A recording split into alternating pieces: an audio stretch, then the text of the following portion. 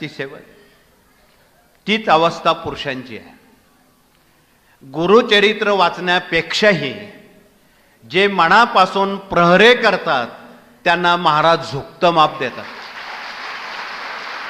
तुम्ही एक वेळी पारायण केलं नाही तरी चालेल, कमी पारायण झाली तरी चालते, प्रहऱ्यात काटकसर करू नका. इथे आमचे पुणे जिल्ह्याचे लोक आलेत, जिथे ज्ञानेश्वर महाराजांनी ज्या रेड्याकडून वेद वदवले त्या रेड्याची समाधी आळेफाट्याजवळ पुणे जिल्ह्यात आहे.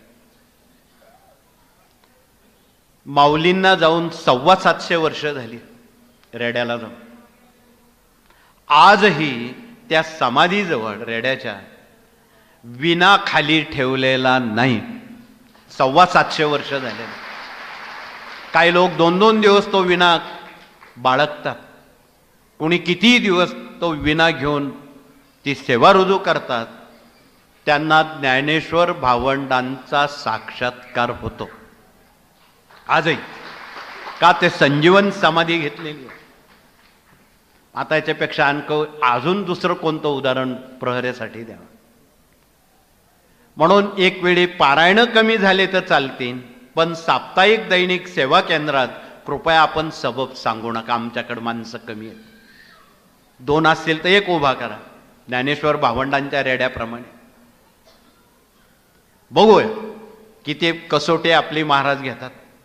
पण या कसोटीला अनेक लोक पास झालेले आहेत.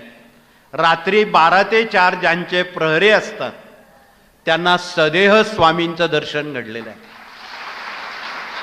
त्यावेळी आमच्या या फोटोवाल्यांनी स्वामींचे फोटो ज्यावेळी मोठ्या फोटोचे घेतले त्यावेळी कोरी करकरीत कॉपी त्या ठिकाणी होती. महाराज नव्हते, महाराज फिरत होते. काही पुरावे आहेत, त्या फोटो ब्लँक होते. मग या गोष्टीला काय म्हणू? आणि एवढंही सांगून जर आपण आपल्या सवलती किंवा सुविधा जर वापरत असो, मग आपल्यासारखे शतमूर्ख आपणच. म्हणून कृपया असं होणार नाही. त्या नियमावलीत आपण बसतो का हे आपण आपल्या मनाला विचारावं. नसल बसात तर दुसरी कामं करा. सर्वात या सर्वश्रेष्ठ काम आहे फलद्रूम करणारं ते चपला सांभाळण्याचं आहे.